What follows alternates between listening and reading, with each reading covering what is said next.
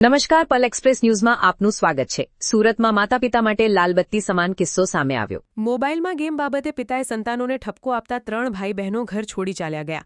બાળકોને શોધવા માટે પરિવારજનો અને પોલીસમાં દોડધામ મચી। 14, 11 અને 9 વર્ષના 3 સંતાનો ઘર છોડીને ચાલ્યા જતા પોલીસે સીસીટીવીના આધારે શોધખોળ હાથ ધરી। ત્રણેય બાળકો લાંબા સમયથી મોબાઈલ સ્ક્રીન સામે કલાકો વિતાવતા હતા। જ્યારે પણ માતા પિતા તેમને ગેમ રમવાની ના પાડતા કે અભ્યાસ કરવા બાબતે ટકોર કરી ત્યારે બાળકોને તે વાતનું ખૂબ ખોટું લાગી જતું હતું। છેવટે પિતાએ વારંવાર મોબાઈલ મૂકી દેવા બાબતે ધમકાવ્યા અને ટોક્યા, જેનો આક્રોશ મનમાં રાખીને આ ત્રણેય ભાઈ બહેનોએ એકસાથે ઘર છોડવાનો આઘાતજનક નિર્ણય લઈ લીધો। બાળકો અચાનક ગાયબ થઈ જતા ગભરાયેલા પરિવારે તાત્કાલિક ચોક બજાર પોલીસ મથકનો સંપર્ક કર્યો હતો। પોલીસે હાલ આ બાળકોને શોધવાની કવાયત હાથ ધરી છે।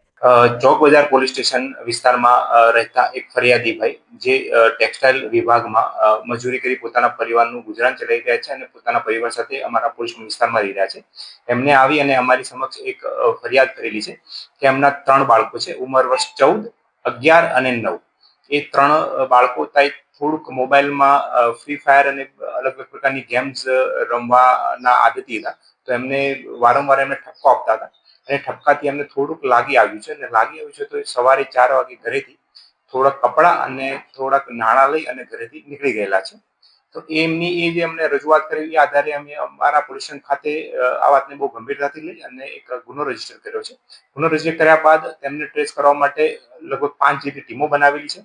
વિવિધ અમારી જે બ્રાન્ચીસ છે એમની બી અમે મદદ લઈ રહ્યા છીએ અને અલગ અલગ જગ્યાએ એમનું ટ્રેસિંગ ચાલી રહ્યું છે અને અત્યાર સુધીના ટ્રેસિંગમાં અમને થોડા પોઝિટિવ રિઝલ્ટ બી મળ્યા છે અને એની અંદર બાળકો જે છે એ ફ્રીલી ફરી રહ્યા હોય અને એ ટાઈપનું દેખાઈ રહ્યું છે। તો હાલ પૂરતું એમના જે ટ્રેકિંગ કરી અને જ્યાં જ્યાં અમને ઇનપુટ્સ મળી રહ્યા છે ત્યાં ત્યાં અમારી ટીમો અમે મોકલી રહ્યા છીએ અને હાલમાં શોધવાની પ્રક્રિયા અમારી પૂરજોશમાં ચાલુ છે।